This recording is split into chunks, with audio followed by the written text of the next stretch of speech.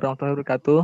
Waalaikumsalam. Kami dari mahasiswa Universitas Nasional ingin mewawancarai kakak dalam rangka tugas kampus.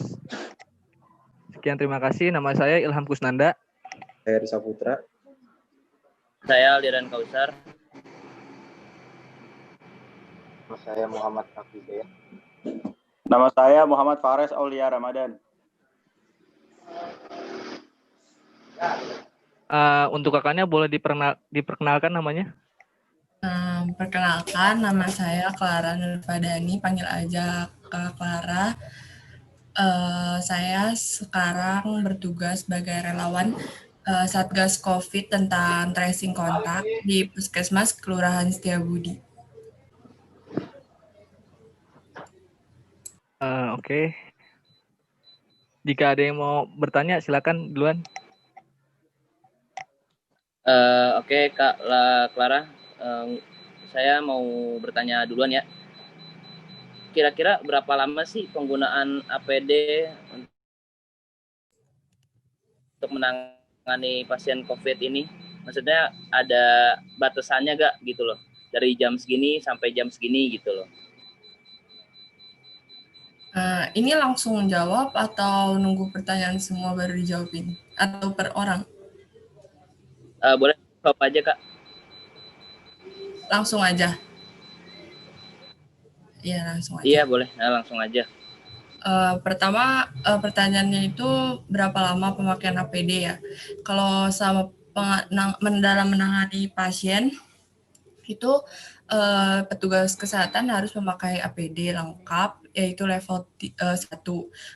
APD level 1 itu yang berupa hazmat, face shield, masker, ya gitu. Kalau level 2 kan yang nggak pakai hazmat, level 3 juga cuma pakai masker sama face shield aja. Nah, kalau untuk APD itu hanya sekali pakai, hanya 1 kali pakai, dan itu cuma boleh dipakai 4-6 jam saja. Setiap 6 jam sekali lepas diganti gitu. Biar kita juga nanganin pasien tetap aman. Gitu sih. Oke. Kalau misalkan kita melakukan rapid test atau swab test itu ada hariankah atau jamkah gitu? Kalau untuk rapid test gitu-gitu kan jenis tes itu ada 3 ya, ada rapid antigen, ada rapid antibody, rapid antigen, swab antigen, swab PCR. Nah, kalau rapid itu hanya mendeteksi antibodinya aja.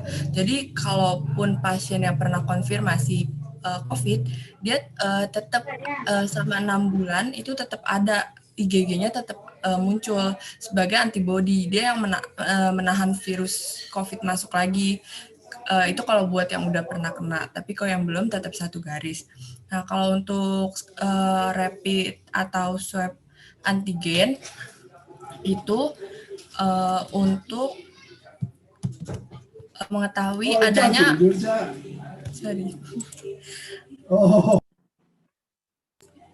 untuk mengetahui adanya virus yang ada di dalam tubuh kita. Jadi yang benar-benar tahu virusnya tuh antigen. Nah, kalau swab PCR itu lebih mendalam lagi. Jadi udah tahu virusnya dan udah tahu juga nih perkembangan virusnya sampai mana. Misalnya virus itu udah berkembang, lagi berkembang-kembangnya nih, lagi hidup banget deh di tubuh kita. Nah, itu kita tahu kalau swab PCR. Tapi kalau untuk swab antigen sama rapid itu nggak ketahuan. Oke, siap. Makasih Kak ya. Terima kasih. Ya, Ayo, boleh nanya lagi. Kak, saya mau nanya, Kak. Iya, boleh. Apakah COVID-19 dapat menular dari orang yang tidak menunjukkan gejala? Dan contohnya seperti apa? Oke, makasih pertanyaannya. Coba saya jawab ya. Kalau misalnya untuk kita yang pasien itu bisa terkena, maksudnya kita orang biasa itu bisa terkena karena virus mau bergejala atau enggak bergejala, virus itu tetap masih ada di dalam tubuh kita dan aktif dalam tubuh kita. Walaupun dia orang pasien ini nggak ada gejala, tapi kan tetap virus itu ada dalam tubuh dia. Nah, makanya kita jadi tetap harus menjauhinya, maksudnya bukan menjauhi, kayak menjaga jarak sama dia, dan kalau bisa tidak kontak langsung dengan pasien. Nah, misalnya tuh kalau kontak langsung itu ngobrol dengan jarak kurang dari 1 meter atau lebih dari 15 menit. Itu termasuk kategorinya kontak erat. Jadi kalau misalnya di puskesmas itu, kalau misalnya ada satu pasien nih mau bergejala atau nggak bergejala, itu tetap di tracing kan, dicari nih siapa yang berkontak erat sama mereka. Nah, kalau misalnya ada yang kontak erat sama mereka, nah itu di swab di puskesmas. Nah, itu free, difasilitasin oleh puskesmas. Nah, terus habis itu, kalau misalnya untuk swab gratisan di puskesmas itu hanya untuk, untuk kontak eratnya aja. Nah, terus nanti kalau misalnya OTG, orang tanpa gejala, itu dia emang kalau di Jakarta ini nggak boleh isolasi mandiri. Jadi harus tetap isolasi terkendali. Contohnya di Wisma Atlet ataupun di hotel. Atau di Wisma Ragunan, sekarang ada Wisma Wisata Ragunan. Nah, tapi kalau untuk saat ini di Wisma Atlet hanya untuk yang bergejala. Kalau misalnya emang nggak bergejala, itu di rumah ataupun di hotel gitu. Karena memang saat ini sedang full gitu. Saya ada satu pertanyaan lagi, Kak. Bentar. Bentar, Kak.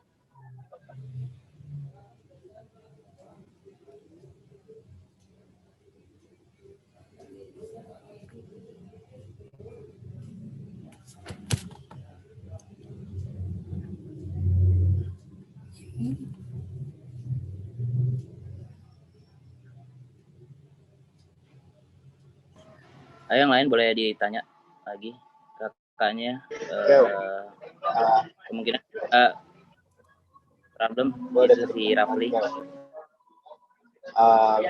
Misalnya saya baru kena COVID, saya misalnya bergejala terkena COVID, berarti apa yang harus saya atasi? Apakah saya harus isolasi mandiri atau berkarantina di rumah atau tapi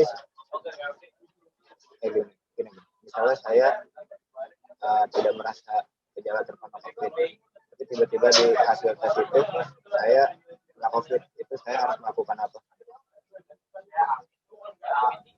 Oh, jadi maksudnya nggak bergejala, tapi setelah dicek taunya terpapar? Ya, betul. Berarti saya harus melakukan apa? Oh, kalau untuk itu kan berarti jatuhnya jadinya ini ya, orang tanpa gejala. Tetap kalau misalnya di kita, di Jakarta, harus isolasi terkendali, ataupun kalau mau isolasi mandiri itu harus tempatnya sesuai, misalnya rumahnya ada kamar sendiri dan kamar mandi di dalam sendiri, ataupun kamar mandi di luar tapi dipakai hanya satu orang saja, nggak gabung dengan orang lain. Nah, itu memungkinkan untuk isolasi mandiri. Tapi kalau misalnya kamar mandinya bareng-bareng sama isi satu rumah, itu tidak memungkinkan untuk isolasi mandiri, makanya dia dirujuk untuk ke isolasi yang terkendali seperti hotel, Wisma Atlet, ataupun Wisma yang di Ragunan itu. Seperti itu. Nah, kalau misalnya isolasi mandiri di rumah, itu juga harus persetujuan RT RW dan puskesmas. RT RW kelurahan dan puskesmas. Jadi emang agak ribet prosedurnya kalau isolasi mandiri, karena mereka benar-benar tidak boleh keluar rumah ataupun keluar kamar. Keluar kamar pun hanya mungkin ke kamar mandi saja. Kalau untuk makan semua diantar, ditaruh di depan kamarnya aja sama anggota keluarga yang lain. Nah, nanti langsung makan dibuang, alat makannya juga sekali pakai aja terus dibuang gitu, karena nggak boleh dipakai lagi, karena itu termasuk sampah infeksius seperti itu. Itu juga kalau di rumah harus jemur pagi, harus ngebuka jendela biar sirkulasi udaranya bagus, terus olahraga, aktivitas fisik, peregangan, kayak gitu, makan yang banyak, minum vitamin, seperti itu.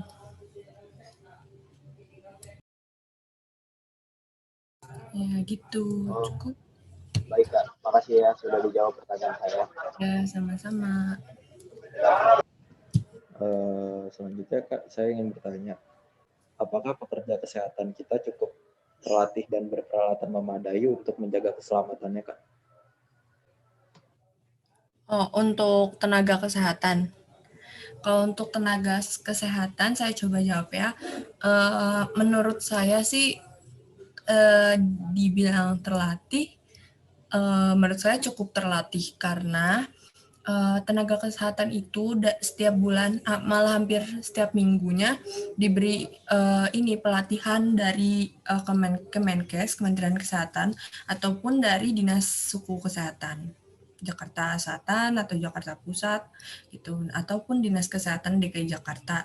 Itu jadi setiap minggunya memang ada Zoom meeting mengenai per-Covidan ini, misalnya kayak perkembangan Covid di Jakarta atau penanganan yang baru, misalnya ada peraturan baru atau gimana nanti, itu emang setiap minggu ada sih, atau setiap bulan gitu diadain emang gitu. Selanjutnya, Kalau misalnya untuk tergantung dari ininya sih, tapi biasanya kalau tenaga kesehatan setelah pelatihan itu sih udah paham sih biasanya, kan karena diterapin juga. Oke, selanjutnya Kak, pertanyaan kedua. Sebentar.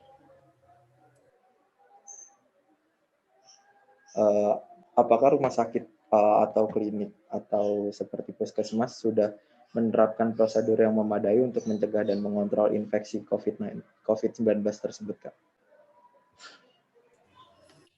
Kalau menurut saya, mungkin dari pandangan saya ya, kalau misalnya menurut saya sih dari fasilitas kesehatan pasti menerapkan protokol kesehatan gitu kan untuk menangani pasien, karena mereka pun tenaga kesehatan atau petugas-petugas kesehatan yang ada di layanan kesehatan itu harus, ya dia nggak mau terkena juga kan, jadi dia harus menjagalah istilahnya karyawannya dulu yang dijaga juga, nggak cuma pasiennya kan gitu.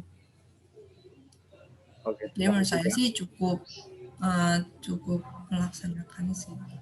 Oke, terima kasih Kak. Selanjutnya boleh. Ya, sama-sama.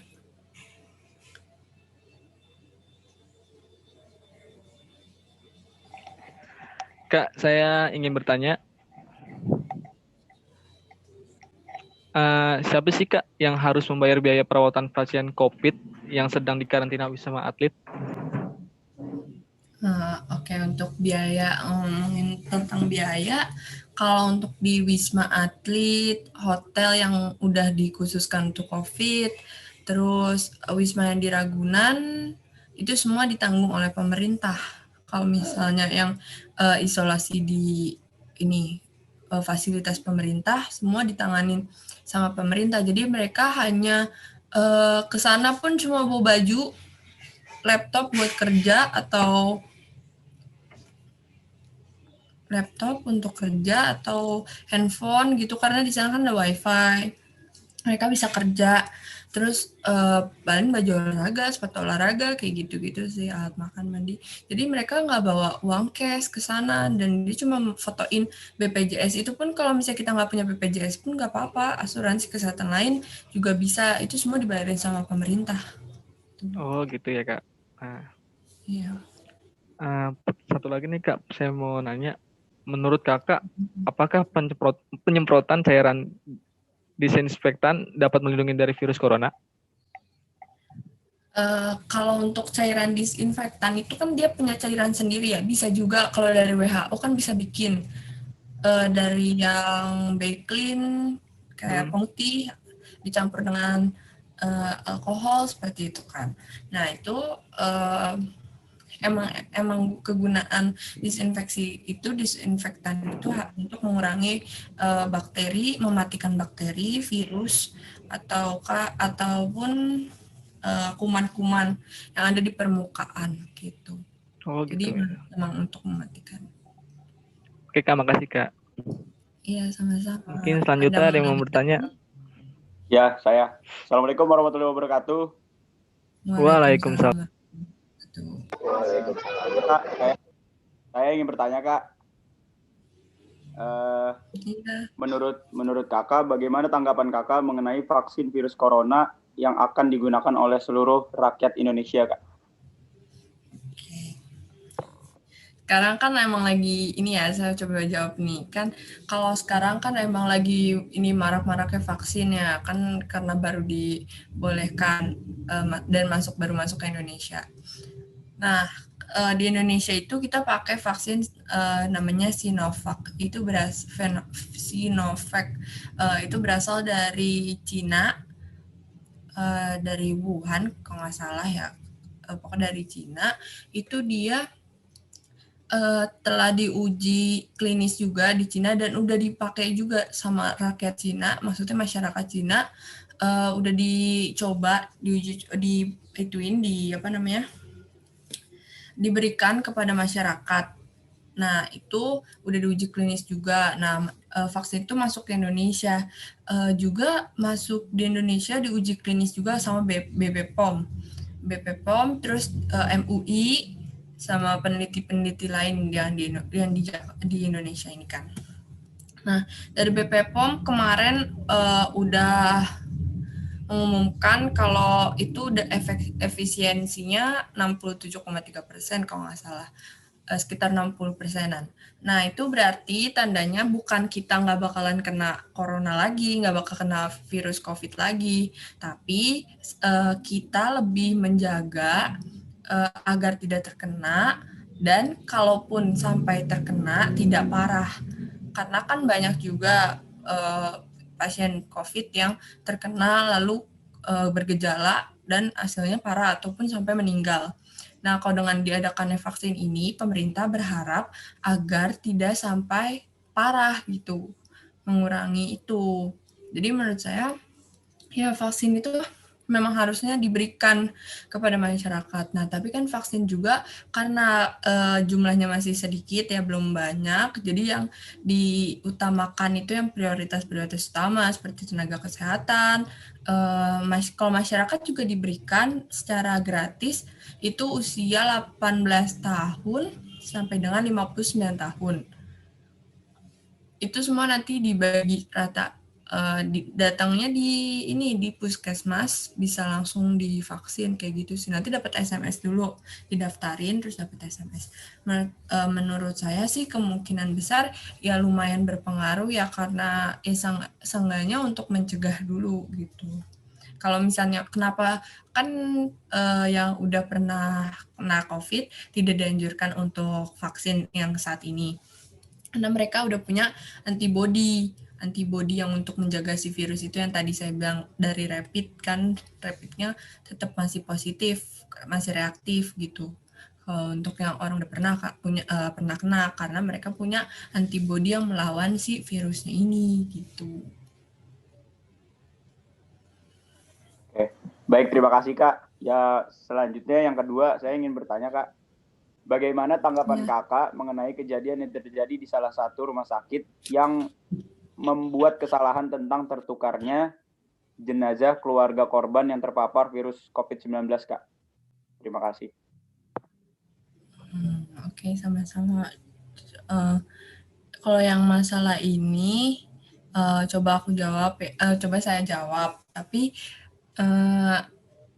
saya coba menjawab, tapi saya juga maksudnya masih kurang paham banget sih ini berita. Kemarin saya sudah habis baca juga kan masalah yang rumah sakit ini. Itu rumah sakitnya ada di RSUD di wilayah Jawa Barat kalau nggak salah ya. Nah itu emang pihak rumah sakit sudah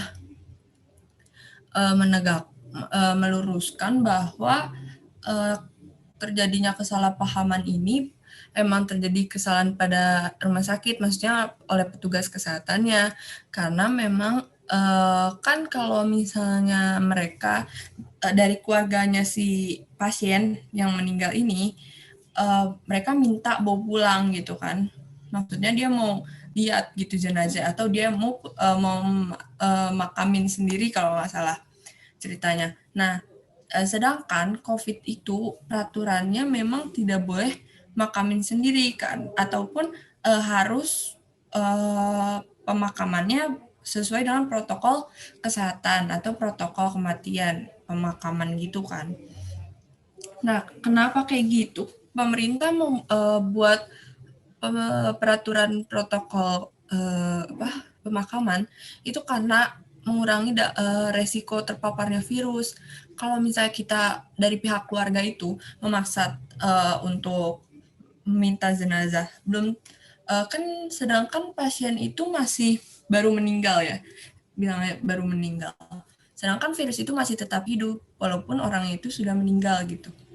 Jadi resiko terpaparnya makin besar kalau misalnya kita bawa pulang gitu, kita yang makamin sendiri. Kecuali memang kalau dimakamin ya menggunakan APD lengkap, misalnya perwakilan keluarganya atau bagaimana gitu. Jadi menurut saya ya sebaiknya kita lebih aware lah, maksudnya ya kita lebih mahamin gitu untuk protokol kesehatan COVID ini. Jadi biar masa iya kan keluarga udah ada yang sampai meninggal gitu. Nah masa kita juga mau terpapar, kan udah ada contoh depan mata gitu.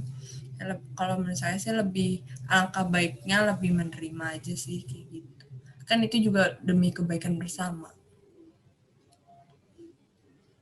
Siap. Baik Kak, terima kasih ya Kak sudah menjawab pertanyaan saya. Ya, sama-sama. Cukup jelas. Silakan. Ada yang mau bertanya lagi?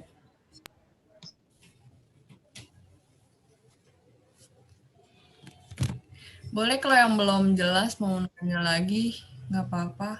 Coba dijawab.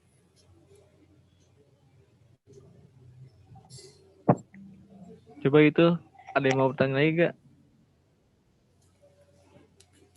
Mau misalnya dengar berita dari TV atau dari internet atau dari keluarga, mungkin mau ditanyain tentang COVID-COVID-an?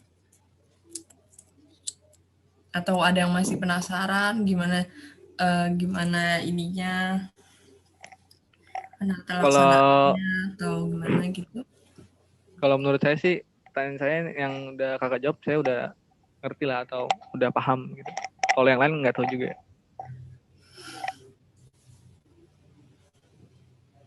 Coba yang lain, jangan diem aja dong, ayo dong. Bantu dong, bantu. Kalau saya sih sudah ngerti Kak, yang kakak Ada. kakak sudah jawab dulu. Ya, Kalau memang ada yang mau ditanyain selain pertanyaan tadi juga nggak apa-apa kok, misalnya ada yang masih penasaran atau bingung. Gimana nih, ada yang mau bertanya gak? Kalau nggak ada, kita akhirin aja Zoom-nya gitu. Coba Harry, Aldi, tolong dong jawab, jangan diem aja. Sejauh ini nggak ada sih.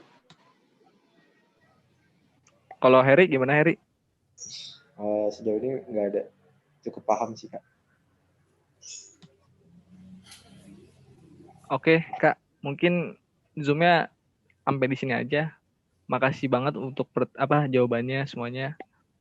Semoga jawaban-jawaban ini bisa masuk tahulah atau paham lah gitu kita.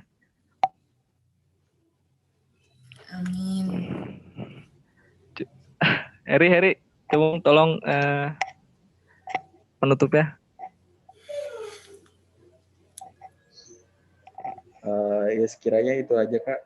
Semoga jawabannya itu bermanfaat juga bagi kita semua. Yang lain? Ya udah kita tutup aja nih ya. Semangat ya kuliahnya. Iya. Jaga Makasih Kak. kesehatan. Terima kasih. Kak. Ya, sama-sama. Oke, Ya, udah. Nilainya bagus. Amin. Amin. Terima kasih. Kak. Semoga Ya, IPK-nya di atas rata-rata.